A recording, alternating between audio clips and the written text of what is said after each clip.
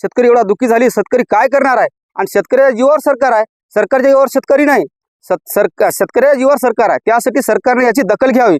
कारण मी सगळ्या शेतकऱ्यांना, सर्व शेतकऱ्या मायबापांना सांगतो, येणाऱ्या काळामध्ये तुमचं लेकरू येणाऱ्या 9 तारखेला उपोषणासाठी बसणार आहे.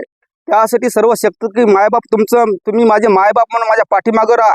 कारण येणाऱ्या 9 तारखेला मी आमरण उपोषण करीत आहो. कारण आरकी पार लढाई आहे. जोपर्यंत आपल्याला न्याय मिळणार नाही तोपर्यंत माझी लढाई चालू राहील. कारण सर्व तालुक्यातील, जिल्ह्यातील, सर्व महाराष्ट्रातील, सर्व नांदेड जिल्ह्यातील व हादगाव तालुक्यातील सर्व शेतकऱ्यांना एकच विनंती करतो, सर्व तुमचं लेकरू म्हणून माझ्या पाठीमागे उभं राहा, एवढी विनंती करतो. कारण हे सरकार का आपली दखल घेणार नाही. जाणून बुजून आपल्याला हे विश्वासघात करायला आपल्या शेतकऱ्याचं. आणि शेतकऱ्याच्या जीवावर सरकार आहे ना हो, शेतकऱ्याच्या जीवावर सरकार आहे आणि सरकार आपली दखल घेण्यात आला. मग याचा आपल्याला काहीतरी विचार करावा लागेल ना.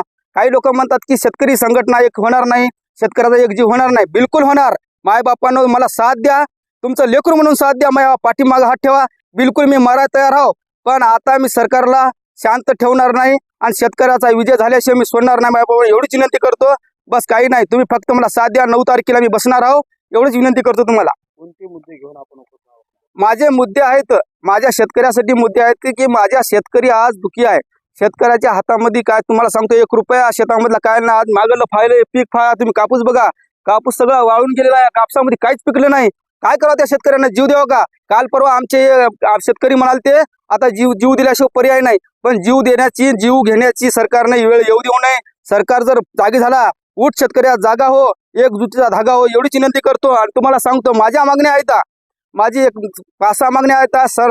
आपल्या शेतकऱ्याला सरसगट कर्ज माफ झाली पाहिजे, एक मागणी. दुसरी मागणी, हेक्टरी 50,000 रुपये शेतकऱ्याला मिळाले पाहिजे. आणि तिसरी मागणी, ज्या शेतामध्ये जे नाल्याला पूर येते, त्या पुराचं पाणी ज्या शेतामध्ये गेलं त्या शेतकऱ्याला 1 लाख रुपये अनुदान मिळाले पाहिजे. कारण 1 लाख रुपये अनुदानानं काही होईना, पण तेवढं तरी शेतकऱ्याला समाधान होते. 1 लाख रुपयाचं नाही हो, 4-4 लाखाचं नुकसान झालं, पण आम्ही 1 लाख रुपयेच अनुदान मागानो.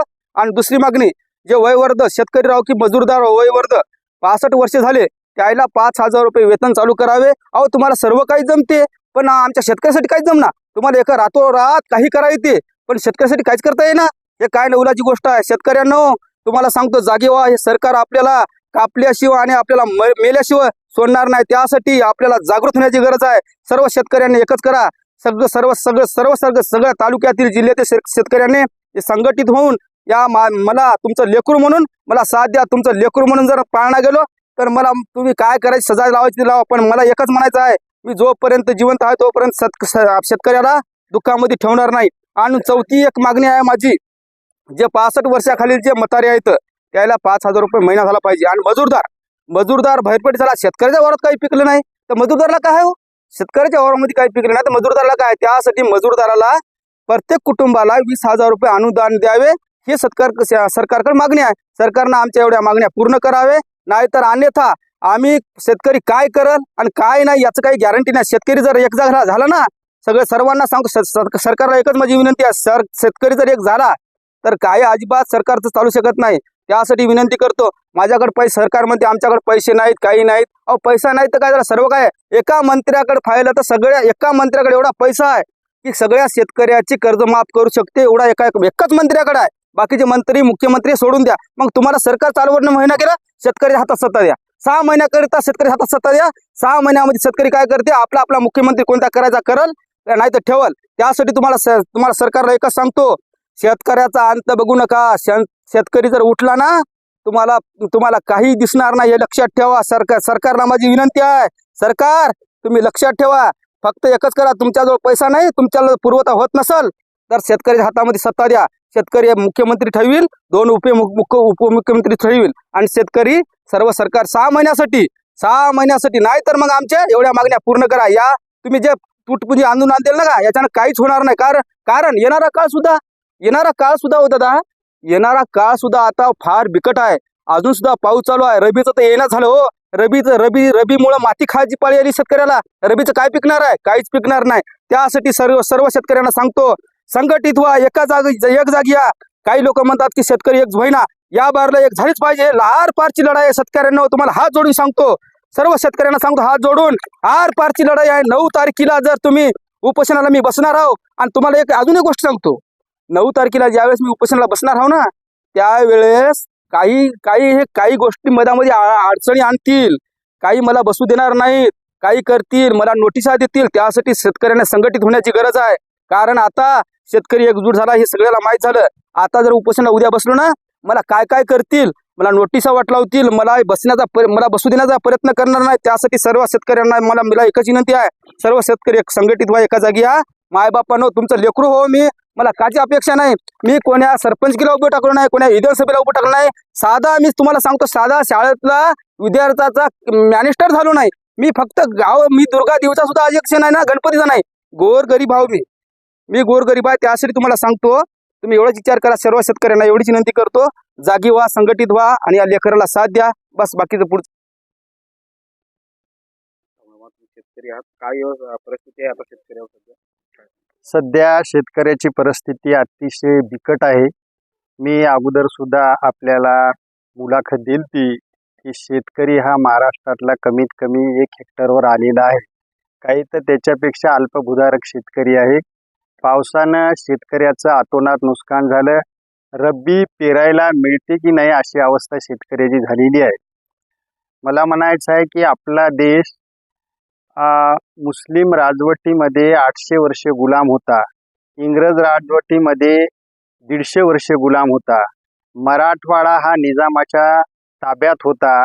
त्यावेळेला या देशातले सर्वच लोक असे म्हणाले की बुवा निजाम हटल्यानंतर आपल्या देशाला सुवर्ण काळ येणार आहे. इंग्रज गेल्यानंतर आपल्या देशाला सुवर्ण काळ येणार आहे. स्वातंत्र्याला मला वाटते जवळजवळ पुष्कळच वर्षे झाली, तरी आतापर्यंत शेतकऱ्याच्या मजूरदाराच्या समस्या सुटल्या नाही. त्याच्या लेकराच्या शिक्षणाचा प्रश्न सुटला नाही. दवाखान्यामध्ये डोळ्यात टाकायची औषधी नाही. कोणत्याही माणसाचं ऑपरेशन व्हायचं असेल तर कमीत कमी 20-20, 25-25 लाख रुपये लागायले. कोणत्याही शेतकऱ्याकडे अशी परिस्थिती तुम्ही निर्माण केली नाही की त्याची आर्थिक बाजू ही स्ट्रॉंग हो. माझी एक मागणी आहे सरकारला की शेतकऱ्याला तुम्ही कर्जमाफी देशाल, त्यांना तुम्ही दुष्काळाचे पैसे देशाल, त्यांना इतर थोडं बहुत साधन संपत्ती देशाल, पण अशानं माझ्या माहितीप्रमाणे शेतकऱ्याची समस्या हे कायमची सुटणार नाही. शेतकऱ्याची जर कायमची समस्या तुम्हाला सोडायची असेल तर तुम्हाला कर्मचाऱ्याप्रमाणे शेतकऱ्याला कमीत कमी 20 ते 30 हजार रुपये महिना दिल्याशिवाय त्याची समस्या सुटणार नाही. आणि शेतीला हा उद्योगाचा दर्जा दिला पाहिजे. उद्योगाचा दर्जा याच्यासाठी की एखादा उद्योग जर एखाद्या भांडवलदारानं टाकला आणि ते जर नुकसानात आला तर त्याला सरकार हे त्याचं कर्ज माफ करते, त्याला नुकसान भरपाई देते. मग शेतकऱ्याच्या शेताची नुकसान झाली तर तुम्ही त्याला भरपाई म्हणजे 2,000, 3,000, 10,000 होणार काय शेतकऱ्याचं? त्याचं कुटुंब कसं चालणार आहे? स्वातंत्र्याच्या 70-75 वर्षामध्ये जर इंग्रजासारखेच आम्हाला मोर्चे काढावं लागत असतील, निजामासारखे जर मोर्चे काढावं लागत असतील तर मग या स्वातंत्र्याचा शेतकऱ्याला कष्टकऱ्याला फायदा काय फायदा आहे? किती मुठभर लोकांना फायदा आहे? या देशाची जे काही राष्ट्रीय संपत्ती आहे, 1000 सर्वे झाले असतील या देशाचे, फक्त 20% लोकांकडे या देशाची साधन संपत्ती आहे. 80% लोकांकडे या देशातली साधन संपत्ती नाही. गरिबी हटणार कशी आहे? रात्रंदिवस जरी आम्ही देवाचं नाव घेतलं तर एक श्रद्धा झाली. गरिबी हटायची असेल तर त्याला पैसा असला पाहिजे, त्याच्याकडे उद्योग असला पाहिजे, त्याच्याकडे साधन संपत्ती असली पाहिजे. साधन संपत्ती कोणाकडे आहे? साधन संपत्ती हे काही लोकांकडे एकवटलेली आहे. त्या साधन संपत्तीचं तुम्ही विकेंद्रीकरण करा ना. एकाच घरामध्ये जर सर्व प्रॉपर्टी राहू लागली तर दुसरे लोक उपाशी राहू लागले तर हे राष्ट्रीय संपत्ती आहे ना, त्याचं विकेंद्रीकरण करा. शेतकऱ्याला कर्मचाऱ्याप्रमाणे काही ना काही पगार सुरू करा.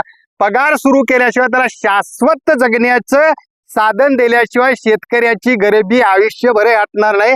आयुष्यभर पुरं येणार आहे, आयुष्यभर त्याच्या अंगावर कर्ज राहणार आहे, त्याच्या घरी गरिबी राहणार आहे. त्याची गरिबी जर हटवायचं, मी आमदार झालो माझी गरिबी हटायली, मी जिल्हा परिषद मेंबर झालो माझी गरिबी हटायली, मी कर्मचारी झालो माझी गरिबी हटायली, मी भांडवलदार झालो मी गरिबी हटायली, मग बाकीच्याची गरिबी हटायचं काय साधन आहे तुमच्याकडे? शेतकऱ्याची गरिबी हटायचं विधानसभेच्या टेबलवर काय साधन आहे? लोकसभेच्या टेबलवर काय साधन आहे? पूर झाल्यानंतर केंद्रीय समिती आली आणि बघून गेली. तुम्ही सांगा, काल परवा दिल्लीच्या शासनानं जे काही, मला वाटते केंद्र शासनाचे जे केंद्रीय कर्मचारी आहेत, काय किती कोटी आहेत त्याचा मला आकडा नाही, पण त्याच्यासाठी तुम्ही ताबडतोब वेतन आयोग लागू केला. त्याला पैसे मोजायला मशीन लावायला लागले, एवढे तुम्ही कर्मचाऱ्याला पैसे द्यायले. आणि हे काय देशातले लोक नव्हत का? हे काय अरबस्थानामधून आले का भारतीय शेतकरी? यायला काय किरायानं आणलं का? यायला काय गुलाम म्हणून आणलं का? हे काय हक्कदार नाहीत का?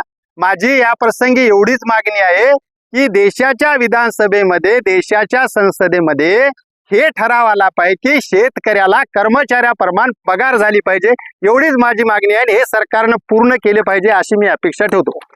जे उपोषण करणार आहे त्या उपोषणाला सगळ्याचा पाठिंबा आहे. आणि उपोषण करायला लागायले का हा महत्वाचा प्रश्न आहे. जाहीर सभेमध्ये मुख्यमंत्र्यांना सांगितलं की आमची जर सत्ता आली तर आम्ही ताबडतोब सातबारा कोरा करू. कोरा करू नाही, कोरा कोरा कोरा करू असं सांगितले. आणि सत्तेवर आल्यानंतर त्याला बगल दिली तरी पण मान्य करायला तयार नाही की योग्य वेळी करू. पुन्हा त्या शब्दामध्ये बदल केला आणि आजपर्यंत मुख्यमंत्र्यांना आम्हाला कर्जमाफी केलेली नाही. काल पुन्हा बच्चू कडून सुद्धा उपोषण केलं, हे केलं. त्यानंतर त्याने आश्वासन दिले की बाबा आम्ही आता 30 जून 2026 पर्यंत आम्ही करू. आता करू त्यावेळेस आम्ही माफ करू कोरा म्हणले, त्यावेळेस केलं नाही. आता 30 जूनला करू म्हणते, करतील समजा किंवा न करतील, शब्द दिला पाळतील समजा. आणि अजितदादा पवार सांगतात की आम्ही फुकट किती द्यायचं. अरे फुकट तुम्ही किती खाल्लं? 70,000 कोटीचा घोटाळा केला, ते तुम्ही फुकट खाल्लं, तुम्ही कमाईचं खाल्लं का? आम्हाला फुकट देत नाही. आम्हाला आता आमचा तो अधिकार आहे, आम्ही शेतकरी आहोत, आमच्या हक्काचे पैसे आम्ही तुम्हाला मागतो. आम्ही तुम्हाला भीक मागत नाही. आम्ही आमच्या हक्काचे पैसे मागतो. आमचे पैसे आम्हाला देऊन टाका. आणि काय तुम्ही ते अधिवेशन घेतलं, काय केलं काय नाही. या मीटिंग मध्ये मंत्रिमंडळाचे 17,000 कोटी तयार केले, या मंत्रिमंडळाच्या बैठकीमध्ये 11,000 कोटी मंजूर केले, या बैठकीमध्ये इतके मंजूर केले. आपण ते आहेत कुठं? ते तुमचे मंजूर केले आहेत कुठं? तुम्हाला अजून द्यायला वेळ का लागायला? ज्यावेळेस तुम्हाला बदलाची गरज होती त्यावेळेस लाडक्या बहिणीला द्यायला तुम्हाला 1,500 रुपये ताबडतोब उपलब्ध झाले. अरे आम्हाला शेतकऱ्याला आमचं नुकसान झालं त्यावेळेस तुम्हाला पैसे द्यायला उपलब्ध नाही, तर हे तुमचं काय चालू आहे? अहो एवढा मोठा सरकारचं उत्पादन आहे की या सरकारच्या उत्पादनाला एवढं दुसऱ्या कोणत्याच राज्य सरकारचं उत्पादनाचं